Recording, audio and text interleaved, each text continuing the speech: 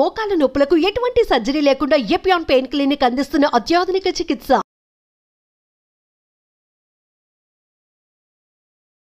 నమస్తే, welcome to Suman TV. ఆడవాళ్ళలో ఎక్కువగా వచ్చేటువంటి క్యాన్సర్లో మనం చూసుకున్నట్లయితే బ్రెస్ట్ క్యాన్సర్ ఒకటి. సో ఈ బ్రెస్ట్ క్యాన్సర్ని ఏ రకంగా మనం రికగ్నైజ్ చేయగలుగుతాము, బ్రెస్ట్ క్యాన్సర్కి ఎటువంటి స్క్రీనింగ్స్ చేసుకోవాల్సిన అవసరం ఉంటుంది, రాకుండా ఎటువంటి జాగ్రత్తలు తీసుకోవాలి, సో ఈ విషయాలన్నిటిపై కూడా అవగాహన కల్పించేందుకు మనతో పాటు ఉన్నారు డాక్టర్ గీతా గారు, సర్జికల్ ఆంకాలజిస్ట్. నమస్కారం మ్యామ్. సో ఎక్కువ మంది లేడీస్ లో మనం చూసేది ఒకటి సర్వైకల్ క్యాన్సర్, రెండోది బ్రెస్ట్ క్యాన్సర్ ఎక్కువగా చూస్తూ ఉంటాం. సో బ్రెస్ట్ క్యాన్సర్ విషయానికి వచ్చేటప్పటికి మనకి ఎలాంటి సిమ్టమ్స్ ఏవైనా తెలుస్తాయా, లేకపోతే కేవలం వంశపారంపర్యంగా మాత్రమే వచ్చే అవకాశం ఉంటుంది? వంశపారంపర్యంగా వచ్చే హెరిడిటరీ బ్రెస్ట్ క్యాన్సర్ అనేది 5 to 10%. మిగతా అన్ని ఎవరికైనా రావచ్చు, ఎప్పుడైనా రావచ్చు. ఓకే, వయసు కూడా అంత నిమిత్తం లేదు. అండ్ ఇదేంటంటే కారణాలు వెళ్తే రిస్క్ ఫ్యాక్టర్స్ మనం చెప్పుకోవచ్చు. ఎందుకంటే ఇప్పుడు లేడీస్ అంటే టీనేజర్స్ కా నుంచి తీసుకుంటే అన్ని మారినాయి అనమాట. ఏజ్ ఆఫ్ మెనార్కీ, పెద్ద మనిషి ఏజ్ తగ్గింది. అంతకుముందు మన జనరేషన్కి 14-15 అయితే ఇప్పుడు 10-11. అండ్ ఏజ్ ఆఫ్ మెనోపాస్ కూడా పెరిగింది. ఒకప్పుడు 46 కల్లా మెన్సెస్ అయిపోయాయి, ఇప్పుడు 50-51 కూడా నెలసరి వస్తుంది. And number of children తగ్గారు.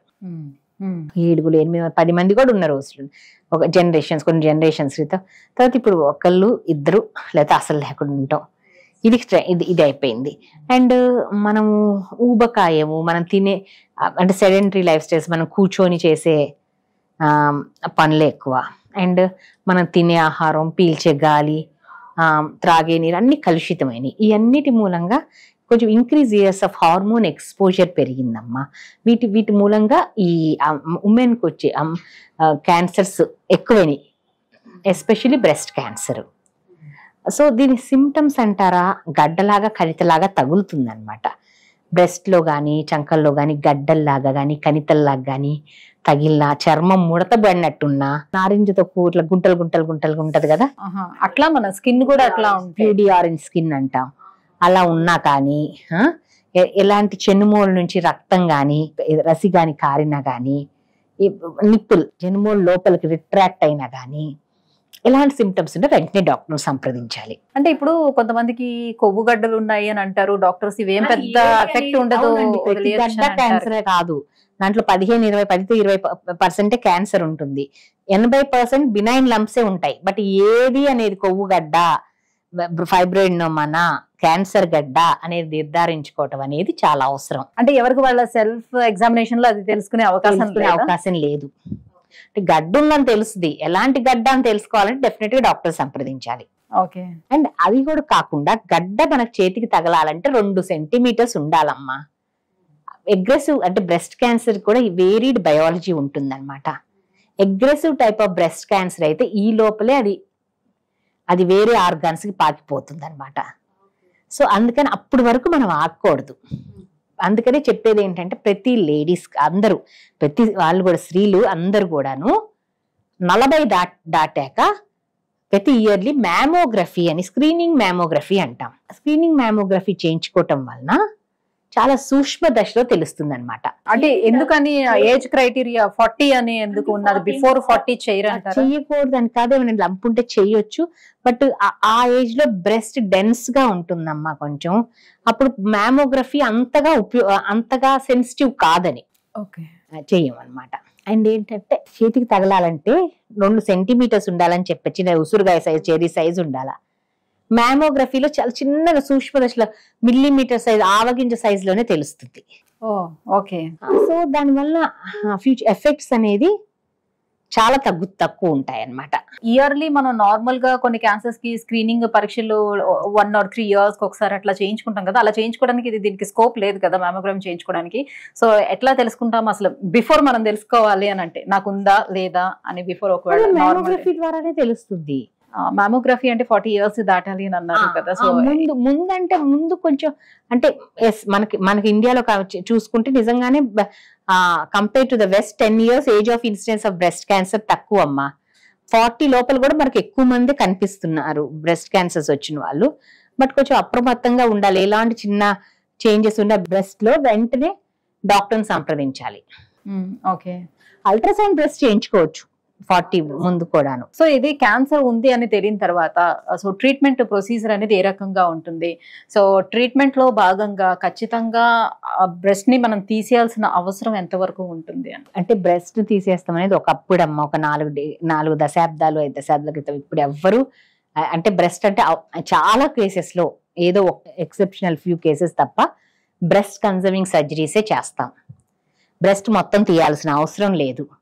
దాని వరకు విత్ నార్మల్ టిష్యూ తీసి రేడియేషన్ ఇస్తే బ్రెస్ట్ మొత్తం తీసిన దానికి ఎంత ఆంకలాజికల్ ఎంత సేఫ్, ఇది కూడా అంతే సేఫ్. సో ఉమెన్ బ్రెస్ట్ కోల్పోవటం అనేది స్త్రీలకి ఏ ఏజ్ స్త్రీలకైనా కూడా అదొక సైకలాజికల్ ఇంపాక్ట్ అనేది ఉంటుందమ్మా. అదొక ఆర్గాన్, వాళ్ళ బాడీలో ఆర్గాన్ కోల్పోయామనే సైకలాజికల్ ఇంపాక్ట్ ఉంటుంది. ఒక్కోసారి బ్రెస్ట్ క్యాన్సర్ మొత్తం తగ్గిపోయి చాలా ఏళ్ళు బ్రెస్ట్ క్యాన్సర్ చాలా ఏళ్ళు నార్మల్ సర్వైవల్ ఉంటుంది అనమాట. వాళ్ళకి ఇది తగ్గిపోతుంది, బట్ ప్రతి రోజు కూడా వాళ్ళకి ఏదో జరిగిపోయింది ఏదో అనే సైకలాజికల్ ట్రామా ఉంటుంది. అందుకని బ్రెస్ట్ తీయకుండా అదొక్క పార్ట్ తీసి బ్రెస్ట్ అంతా అలానే ఉంచేటట్టే చేస్తున్నాం ఇప్పుడు బ్రెస్ట్ కన్జర్వింగ్ సర్జరీ. ఒకవేళ తీయాల్సి వచ్చేటప్పుడు కూడా ఏమైనా ఆర్టిఫిషియల్ గా వాళ్ళకి ఏమైనా అరేంజ్ చేయడం, తీయాల్సి వస్తే రీకన్స్ట్రక్షన్ చేయొచ్చమ్మా. వేరే ఇక్కడ నుంచి కానీ ఫ్రీ ఫ్లాప్ తీసి ఇక్కడ వేస్తాం కానీ, లేకపోతే ఎల్డి ఫ్లాప్ వేసి దాని కింద ఇంప్లాంట్ పెడతాం కానీ, రకరకాల విధాలు ఉన్నాయి రీకన్స్ట్రక్షన్. తీయాల్సి వచ్చినా కూడా రీకన్స్ట్రక్షన్ చేయొచ్చు. ఓకే. సో ఆఫ్టర్ ట్రీట్మెంట్ తర్వాత వాళ్ళ లైఫ్ స్టైల్ అనేది ఏ రకంగా ఉండాలి? ఒకసారి ఒక బ్రెస్ట్ కి వచ్చిందనంటే మళ్ళీ రెండో దానికి కూడా వచ్చే అవకాశం ఎంతవరకు? బ్రెస్ట్ క్యాన్సర్ వచ్చి ఇది బ్రెస్ట్ క్యాన్సర్ ట్రీట్మెంట్ అనేది మల్టీ మోడాలిటీ ట్రీట్మెంట్. సర్జరీ ఉంటుంది, మోస్ట్ ఆఫ్ ద టైమ్స్ లో కీమోథెరపీ ఉంటుంది అండ్ రేడియేషన్ ఉంటుంది. సో ఇవన్నీ ఈ పెర్ముటేషన్ కాంబినేషన్ దాన్ని బట్టి ఆ బయాలజీని బట్టి మనము చేస్తాం. Most important thing breast tumour biology అనమాట. ఐహెచ్సి ట్యూమర్ మార్కర్స్ ఉంటాయి అనమాట. Oestrogen receptor, progesterone receptor, HER2 అని అండ్ ప్రొలిఫరేటివ్ ఇండెక్స్. వీటిని బట్టి మనం డిసైడ్ చేస్తాం. కొన్ని breast cancers very mild type ఉంటాయి. ERPR positive, HER2 negative, proliferative index చాలా 10% లోపల అట్లా ఉన్నప్పుడు మనం ఒక కీమో కూడా ఇవ్వాల్సిన అవసరం ఉండదు. ఇంకా ఎక్కడికి నోట్స్ కానీ ఎక్కడికి స్ప్రెడ్ అవ్వకుండా ఉంటే కీమో కూడా ఇవ్వాల్సి ఒక హార్మోన్ థెరపీ ఇస్తే సరిపోతుంది. బ్రెస్ట్ కన్జర్వేషన్ చేస్తే రేడియేషన్ చేసి హార్మోనల్ థెరపీ మీద పెడతాం. ఓకే. ఇంకా కొంచెం వేరే టైప్స్ కానీ నోడ్ పాజిటివ్స్ ఉన్నా కానీ వేరే ఆర్గానిక్ స్ప్రెడ్ అయినా కానీ కీమోథెరపీ ఇవ్వాల్సి వస్తుందమ్మా. కీమోథెరపీ కూడా చాలా మంది భయపడేది కీమోథెరపీ గురించి. అంత భయపడాల్సిన అవసరం లేదు. ఇప్పుడు డెఫినెట్ గా నార్మల్గా ఉన్నట్టు ఉండదు కదా, ఏదైనా వచ్చినప్పుడు కొంతవరకు కొంచెం ఉంటాయి కానీ అవి బేరబుల్ గానే ఉంటాయి. అండ్ దాని ఇప్పుడు ఏంటంటే ప్రస్తుతం ఆ కీమోథెరపీ సైడ్ ఎఫెక్ట్స్ కూడా మంచి మెడిసిన్స్ వచ్చినాయి సైడ్ ఎఫెక్ట్స్ ఇచ్చేస్తానికి. ఎక్సెప్ట్ కొంచెం హెయిర్ ఫాల్ తప్ప. హెయిర్ మళ్ళీ వస్తుంది, కొంచెం హెయిర్ పోయినా కూడా లేడీస్ అందరు కొంచెం ఉంటుంది సైకలాజికల్ ఇంపాక్ట్, బట్ అదే మేము కౌన్సిల్ చేస్తాం. ఇప్పుడు తిరుపతి వెళ్ళి ఇస్తే మళ్ళీ వస్తుంది కదమ్మా, అలానే ఇది కూడా వస్తుంది. డెఫినెట్ గా ఇంకా బాగా ఒత్తుగా వస్తుంది, జస్ట్ ఈ పీరియడ్ వరకే అలా ఉంటుంది అని కౌన్సిల్ చేస్తే చాలా మంది దే ఆర్ ఓకే. అండ్ ఎక్కువ భయపడతారు, అంత భయపడక్కర్లేదు. తాత్కాలికంగా కొంచెం ఇబ్బంది ఉంటుంది, బట్ దే విల్ రికవర్, మంచిగా రికవర్ అవుతారు. అండ్ రేడియేషన్ కూడా ఇప్పుడు ప్రిసిషన్ థెరపీ ఎక్కడ అయితే మనం ఇవ్వాలనుకో అక్కడికి వేరే చోట రేడియేషన్ సైడ్ ఎఫెక్ట్స్ లేకుండా ఉంటున్నాయి. ఇంకా టార్గెటెడ్ థెరపీ కూడా ఉంది. Okay, HER2 positive targeted therapy ఇస్తాము. ఇమ్యూనోథెరపీ అని వచ్చినాయి అనమాట, చాలా అడ్వాన్సెస్ వచ్చినాయి, చాలా అడ్వాన్స్మెంట్. బట్ ఎంత అడ్వాన్స్మెంట్ ఉన్నా చాలా రీసెర్చ్ జరుగుతుంది, చాలా billions of dollars on research in breast cancer and other cancers. But ఏ రీసెర్చ్ ఉన్నా ఎంత మనీ స్పెండ్ చేసినా key to success in cancer is early diagnosis. అందుకని ఇంత ప్రెస్ చేసి చెప్తున్నాం, ఎర్లీ డయాగ్నోసిస్. ప్రతి స్త్రీలు కూడా ఒక చీర, నేను ఎప్పుడు ఇంటర్వ్యూ ఇచ్చినా ఇదే చెప్తాను, ఒక చీర ఖరీదు కాదమ్మా ఈ టెస్ట్లు. 40 దాటిన ప్రతి వాళ్ళు లేడీస్ ఈ టెస్ట్లు చేయించుకో, ఒక చీర కొనుక్కోలేదనుకొని ఈ టెస్ట్లు చేయించుకోండి, చాలా మంది లైఫ్ సేవ్ అవుతాయి. Early diagnosis above 95%, almost 100% success rate, 5 years survival rate ఉంటుంది. సాధారణంగా ఒకప్పుడు క్యాన్సర్ అని అనగానే నా లైఫ్ స్పాన్ అయిపోయింది ఇంతేనా అనుకునేవారు. బట్ ఇప్పుడు వచ్చినటువంటి ఈ ట్రీట్మెంట్ పద్ధతులతోటి చాలా వరకు అందరూ కోలుకున్న తర్వాత నార్మల్ లైఫ్ స్టైల్స్ రీడ్ చేస్తున్నారు. ఎన్ని ఇయర్స్ లోపు వాళ్ళు నార్మల్ అయిపోగలుగుతారు? ట్రీట్మెంట్ అయిపోగానే నార్మల్ అయిపోతారు. లేకపోతే కొంచెం మనం సర్విలెన్స్ కొంచెం మనం ఫాలో అప్ లో ఉంచుతాము, ఎవ్రీ ఫస్ట్ 2 years వరకు ఎవ్రీ 3 months మేము పిలుస్తాం. కొన్ని టెస్ట్లు, కొంచెం సిమ్టమ్స్ అడుగుతాం ఏమైనా ఉన్నాయా అని, రెలవెంట్ గా టెస్ట్ చేస్తాము.